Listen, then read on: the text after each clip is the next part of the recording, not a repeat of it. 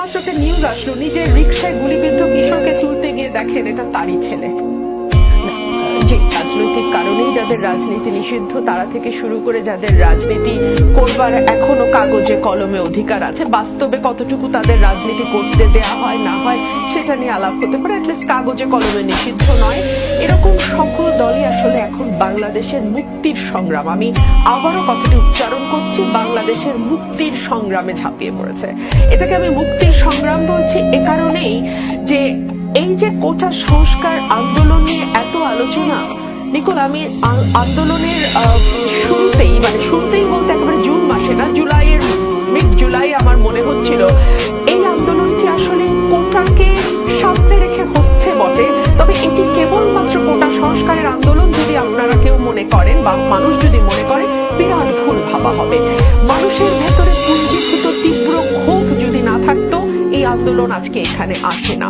প্রধানমন্ত্রী তো বারবারই বলছেন তাদের দাবি মেনে নিয়েছি, যদিও জুন মাসে হাইকোর্টের অর্ডার হওয়ার পরে জুলাই মাসে সরকার অ্যাপিল করেছে, যখন কোটা সংস্কার আন্দোলন তীব্র হয়েছে তখন। আজকে দেখছিলাম মাননীয় প্রধানমন্ত্রীর দীর্ঘ বক্তব্য ডেইলি স্টারে এসছে, এবং তিনি এত দীর্ঘ বক্তব্য এবং এত ডিটেইলে সাধারণত গণমাধ্যমে আসে না, আজকে এসছে। সেখানে উনি বলেছেন আমি তো সাথে সাথেই অ্যাপিল করেছি, অর্থাৎ অ্যাজ ইফ জুনেই নাকি কোটা অ্যাপিল করে স্টে করা হয়ে গেছিল হাইকোর্টের রায়। তা তো নয়, আসলে হাইকোর্টের রায় হয়েছে জুনে, এরপর 1 মাস অপেক্ষা করে জুলাইতে যখন আন্দোলন দাঁড়া বাঁধলো, তীব্র হলো, তখন অ্যাপিল করা হলো। যাই হোক, অ্যাপিল বা নিয়ে আদালত নিয়ে আলোচনা না করি, যারা আন্দোলন করছেন তারা কিন্তু এখন স্পষ্টভাবেই বলছেন এতগুলো লাশ, বাংলাদেশ তো দূরেই থাক, পাকিস্তান আমল, ব্রিটিশ আমল কোনো আমলেই পড়ে নাই। আমি একজন বিশ্ববিদ্যালয়ের শিক্ষকের বক্তব্য শুনছিলাম, তিনি বলছিলেন 69-এর গণ অভ্যুত্থানে 61 জন, 52 ভাষা আন্দোলনে 12 জন, সেই 12 জনের 4 জনকে আমরা কিভাবে স্মরণ করি বলেন তো? সালাম, রফিক, জব্বর, তাদেরকে আমরা কিভাবে স্মরণ করি? আর আজকে স্বীকৃতভাবে গণমাধ্যমের রিপোর্ট বলছে 266-র উপরে মারা গেছে, হয়তো সংখ্যাটি আরো অনেক বেশি। অনেকের মৃত্যুর খবর তো কোথাও আসেই নাই। ফর এক্সাম্পল, আমার বাসায় যে সাহায্যকারী আছেন, তার মেয়ের হাজবেন্ড, উনি একজন গাড়ি চালক, ওনার মেয়ের হাজবেন্ড গাড়ি চালক, 30-35 বছর বয়স, গুলিতে মারা গেছে। এই খবরটা কি এসছে কোনো পত্রিকায়? আসার কি কথা?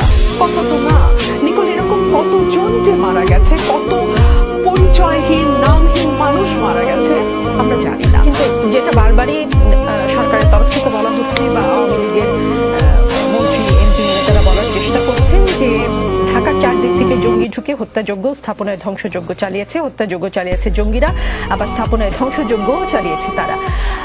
তৃতীয় কোনো শক্তি আসলে আন্দোলনটাকে ভিন্ন খাতে প্রবাহিত করার জন্য, আপনি দেখেছেন যে গণমাধ্যমে বা সামাজিক যোগাযোগ মাধ্যমে একটি বুলেটের ছবি এসেছে, যে বুলেটটি ডিরেক্ট বারান্দা দিয়ে ঢুকে গিয়েছে বাসার ভিতরে। অনেকে প্রশ্ন করেছে যদি হেলিকপ্টার থেকে ছোড়া হয় বা নিচ থেকেও গুলি করা হয়, ডিরেক্ট কি করে টার্গেট হয় বাসার ভেতরের মানুষজন? এই সন্দেহটার বিষয়ে আপনি কি বলবেন? একটা দেশে যখন মেয়াদের পর মেয়াদ ভোট ছাড়া সরকার থাকে, সেই সরকার যখন বল প্রয়োগের মাধ্যমে ক্ষমতায় থাকে, সেই সরকার যখন আইন আদালত কিংবা সংবিধানের তোয়াক্কা না করে রাষ্ট্রের প্রতিটি প্রতিষ্ঠান including judiciary, I am saying it again, including জুডিশিয়ারিকে ভীষণ রকম দলীয় অফিসে পরিণত করে, মানুষ যখন দেখে আমার তো আর বিচার পাওয়ার চাওয়ার কিচ্ছু নাই। দেখেন, একটা সময় প্রধানমন্ত্রীকে মানুষ খুঁজে বাইর করছিল, প্রধানমন্ত্রীর কাছে বিচার চাই, এখন সরাসরি প্রধানমন্ত্রীও খারিজ, আল্লাহর কাছে বিচার চাই। অনেকগুলো ছাত্রের বাবা মাকে আমি বলতে শুনেছি আমরা আল্লাহর কাছে বিচার দিয়েছি।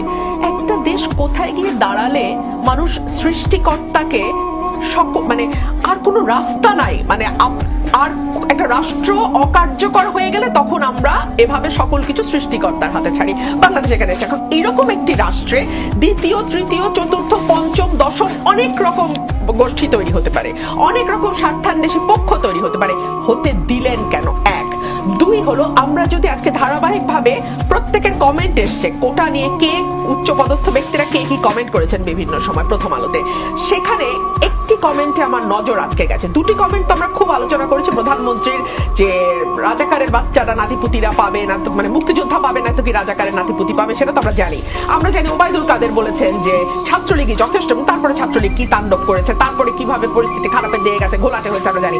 এর মধ্যে সবচেয়ে দায়িত্বশীল যে ছিল হচ্ছে শিক্ষামন্ত্রী। আসেন দেখি শিক্ষামন্ত্রী কি বলেছে।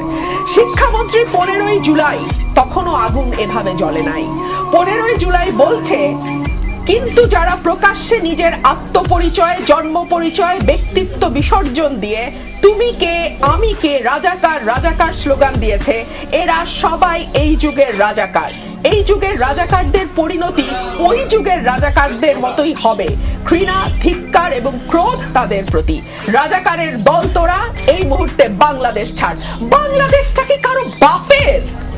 কোথায় কোথায় বাংলাদেশ ছাড়, পাকিস্তান যা, অমুক দেশে যা, তমুক দেশে যা। Why? Who are you to say? জি জি, বেসরুমের ফারহানা শাহাদাত আকবর চৌধুরী, আজ কেন জানি বারবারই, একে তো 1 আগস্ট শোকের মাসের শুরু, বঙ্গবন্ধুর কথাই আমার মনে পড়ছে। বঙ্গবন্ধু জনগণের দাবি রক্ষা করতে কলকাতা থেকে দিল্লি পর্যন্ত গিয়েছেন, সেই ইতিহাস আপনি জানেন। বানকারে রোহিঙ্গা পাকিস্তান, সেটা বলে পাকিস্তান প্রতিষ্ঠার আন্দোলন করেছিলেন তিনি। সেই বঙ্গবন্ধুই জনগণের দাবির জন্যই জনগণকে জুলুমের হাত থেকে বাঁচাতে পাকিস্তানের বিরুদ্ধে যুদ্ধ ঘোষণা করেছিলেন, তিনিই তো করেছিলেন। আজ অধ্যাপক কামরুল হাসান স্যার একটা কথা বলেছেন যে টাগানো বন্ধ করুন, কেউ প্রতিবাদ করলে তাকে রাজাকার ট্যাগ দিবেন, তা তো হয় না। 2024-এর আওয়ামী লীগ কি বঙ্গবন্ধুর মতো করে জনগণের পালস বুঝতে পারে? বঙ্গবন্ধু ঠিক তাই করতেন, জনগণ যা চাইতেন। পারে বুঝতে?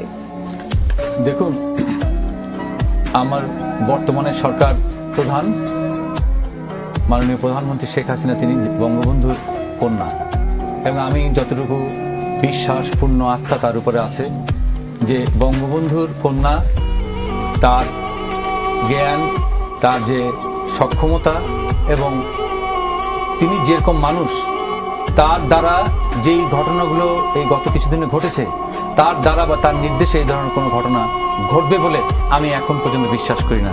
আমি যেটা বিশ্বাস করি সেটা হলো, একটা হলো হচ্ছে জামাত শিবির বলেন, বিভিন্ন আরো অনেকে যারা আওয়ামী বিরোধী বা দেশ বিরোধী যেটাই হোক, আমি আর রাজাকার শব্দটা লাগালাম না, যে তারা সেদিন এখানে পুরোপুরি অ্যাক্টিভ ছিল। এবং যেটা দেখা গেছে যে রাজশাহী সহ বিভিন্ন জায়গায়, যেসব জায়গায় শিবির অধ্যুষিত, তাদের সিম কার্ডগুলো সব ঢাকা শহরে অ্যাক্টিভ ছিল। সুতরাং এই দুর্ঘটনাটা যখন ঘটেছে এবং এর মধ্যে দিয়ে অনেক অতি উৎসাহী অনেকে আছে, তারা তাদের যেই কর্মকাণ্ড যতটুকুর মধ্যে সীমাবদ্ধ থাকার কথা, সে সেই জায়গায় সীমাবদ্ধ থাকেনি, সে অনেক বেশি করেছে। কেউ এরকম হতে পারে যে সে আরো বেশি কিছু করেছে, আরো তার কি আরো পদ ভালো পেতে পারি কিনা, সেই ধরনের কোনো কার্যকলাপ করতে পারি কিনা, যে যার জায়গা থেকে করেছে। এবং ওই সময়টা এই ধরনের কার্যকলাপ করলে এই সরকার পদোন্নতি না, অনেকে থাকে না যে আমি বেশি স্মার্ট হতে গিয়ে যে আমি মনে হয় খুব একটা ভালো কাজ করে ফেললাম, সেটাই আমি বলতে চাচ্ছি। এবং যেটা দেখা গেছে যে ঢাকা শহরে চারিদিকে যখন আগুন জ্বলছে, হত্যাকাণ্ড হচ্ছে, এবং বারবার যেটা আজকে যেটা হত্যা নিয়ে, যেটা 150 হতে পারে, 200 হতে পারে, বা 200 উপরেও হতে পারে।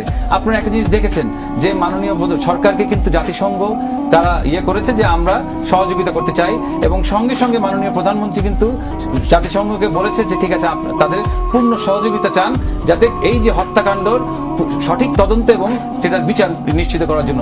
যদি মাননীয় প্রধানমন্ত্রীর মধ্যে কোনো দুর্বলতা থাকতো, তিনি জাতিসংঘকে কিন্তু বলতেন না। আর জাতিসংঘকে আহ্বান করা, জাতিসংঘ এখানে এসে এটার যদি পূর্ণ তদন্ত করে, তার মানে আমরা বুঝি যে এটার অবশ্যই প্রয়োজন আছে।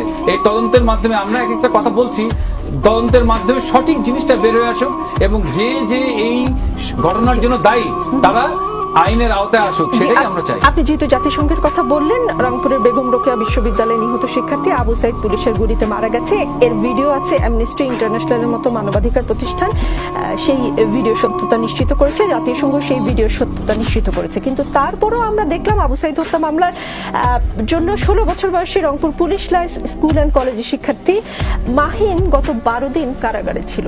এর আগে আমরা দেখেছি একজন শিশুর যে বাংলাদেশের জার্সি পরা ছিল, সেই ছেলেটিকে দড়ি বেঁধে পুলিশ নিয়ে যাচ্ছে।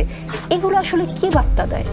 আমি মনে করি যে কোনো জিনিস যেটা আইন সমর্থন করে না সেই ধরনের কার্যকলাপ থেকে দায়িত্বপ্রাপ্ত যে কোনো লোক সেটার থেকে বিরত থাকা উচিত। এবং রংপুরের যে ঘটনাটা, আমরা যে কোনো হত্যাকাণ্ডের অবশ্যই তার জন্য আমরা নিন্দা করি বা হত্যাকাণ্ডের জন্য আমরা দুঃখ প্রকাশ করি, মনের ভিতরে সেই কষ্টটা অবশ্যই থাকবে, কারণ একটা প্রাণ ঝরে গেল। সেই সময়টা আপনারা দেখেছেন নিশ্চয়ই, এবার আপনাদের কাছে খবর আছে যে রংপুর বিশ্ববিদ্যালয়ে উপাচার্যের বাসভবনে 20 জন